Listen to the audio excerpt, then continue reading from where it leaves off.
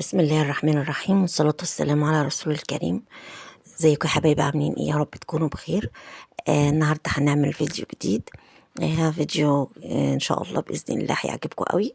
بس لو كنتش أول مرة تشوفيني، يا ريت تشتركي في القناة وتدوسي على زر الجرس وتدوسي على كلمة الكل عشان يوصلك مني كل جديد، وتدوسي لايك للفيديو. دلوقتي احنا هنعمل النهارده حاجة أنا عملتها طبعا معاكم قبل كده، وحضرتك يعني بقى عارفين إن الأكل بيتكرر، مفيش عندنا كتير يعني قوي بتبقى حاجات جديدة. بس الأكل اللي بيحبوه الولاد دايما بيتكرر. فأنا طبعا عشان خاطر مش بعرف ازاي أعمل لكم فيديوهات، وأنا كل يوم بيعملوا تقريبا حاجات يعني شبه اللي عملته قبل كده في القناة. بس إن شاء الله بإذن الله هنحضر حاجات حلوة قوي نعملها جديدة في رمضان، وإن شاء الله هتعجبكم. وهنجيب حاجات حلوة قوي، وهنعمل فيديوهات جديدة إن شاء الله تكون حلوة وهتعجبكم قوي. احنا النهارده هنعمل محشي، فعشان كده انا ما عملتلكوش من الاول بالتفصيل، لان انا عملت يعني قبل كده معاكم طبعا. انا عملت الخلطه، وانتوا عارفين ان انا بعملها على مش ني في ني، بعملها متسبكه. عادي بحط الزيت وبعدين بحط فيه بصل، بحط 3 بصلات كبار مفرومين في الكبه. وبعد كده احط شويه ملح وفلفل اسمر، ولما البصل يصفر بحط عليه الطماطم. مش مضروبه، هي مضروبه في الكبه فبتبقى نص ضربه يعني، لا بتبقى سايبه قوي ولا متقطعه، عشان المتقطعه دي بتبقى صعبه قوي. وبعد كده لما بتتسبك بنحط عليها ال- اللي هو الخضرة، بنحطها عليها ونقلبها تقلبتين كده ونطفي. بعد كده بنحط الرز.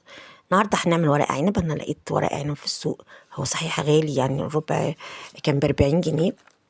بس انا ما جبتش كتير، جبت يعني ب30 جنيه بس كده، علشان خاطر انا كنت نفسي اجربه. كمان انا شفته صغير، صغير جدا يعني، في حتت في ما تقضي يعني ما تعديش الدايره، اكبر من الجنيه المعدن بشويه.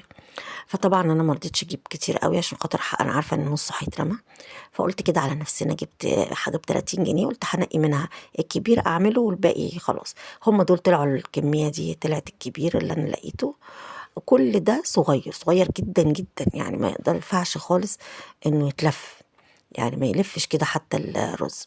فطبعا ده رميته، والله زعلت عليه قوي، بس ما اقدرش اعمل فيه حاجه. ساعات كنت بحط 2 فوق بعض على فكره، قصاد بعض كده واعملهم، بس يعني تعبت، لقيت الموضوع كبير قوي، فقلت بقى مش مشكله، عوضنا على الله. كنت جايبة برضو كرنباية مش كبيرة قوي، علشان خاطر أنا بحب أجيب الكرنب دايما أشتري يكون مهوي، ما يكونش يكون فاضي شوية. الكرنبة لما تكون ناشفة كده ومليانة قوي وتدوسي عليها تلاقيها ناشفة، دي بتبقى صعبة جدا في إنك تفرطيها من بعضها، وعايزة تتحط كلها في حلة كبيرة جدا. وأنا ما عنديش الحلة دي، يعني ما عنديش الحكاية الأحجام الكبيرة قوي دي، ومش بصراحة مش بتعجبني، وساعات بتبقى من جوه ملولوة كده، ما بحبهاش. أنا أحب الكرنبة تبقى مهوية، والورقة بتاعتها تبقى كبيرة كده، من أول الكرنبة لآخرها ورقة واحدة كده كبيرة، ما تلاقيش فيها ورقات كتير فوق بعض في النص كده، لا ورقة تلاقيها ماسكة الكرنباية كلها. دي بترمي كتير جدا وبتبقى حلوة قوي. طبعا قطعت الكرنب وانا بفصصه كده، بقطع الحتة اللي فوق اللي هي الناشفة دي، العرق، وبعدين بمسك الورقة أضمها كده وأقطعها حسب بقى العدد بتاعها. وأنا معلش بقى هنا وضع الكاميرا كان غلط يعني، فما بانش قوي، بس أنا في فيديو قبل كده كنت عاملة الكرنب ومبينه لكم كويس قوي. خلصت المحشي وحطيته على النار، وبرضو انا عامله لكم المحشي بالتفصيل في فيديو تاني. فالحته اللي هي بتاعت النار دي انا بحط ميه سخنه في حله مثلا او في حاجه، احطها على النار تغلي، واحط فيها ملح وفلفل اسمر ومكعب مرق ومعلقتين او 3 صلصه او 4 حسب ما تاخد معاكي. تقلبيها كده كويس الخلطه دي كلها وتحطيها على المحشي، بتبقى حلوه قوي قوي. بعد كده طبعا قمت لميت المطبخ. طبعا كان المطبخ يعني يضرب يقلب، وحضرتك بقى عارفة المواعين اللي بتطلع من المحشي فظيعة. فلميتها كده ولميت المواعين كلها عبال ما استوى المحشي. أنا كمان بحط على المحشي وهو على النار طبق كده بقلبه عليه، عشان خاطر يستوي بسرعة، وفي نفس الوقت يعني يعمل يعني ما يخليهوش لسه ما استواش والميه اللي عليه تخلص فتضطر تزودي ميه والكلام ده. لا، هي الميه بتبقى مغطيه المحشي، وتهبدي كده الحله تلاقيها مغطياها بعد بقراط واحد او قراط ونص، وتحطي الطبق ده. الطبق اللي هو بتاع، وبرده زي ما بقول لك هو الفيديو اللي بالتفصيل في المحشي هو عاملاه لوحده يعني في القناة.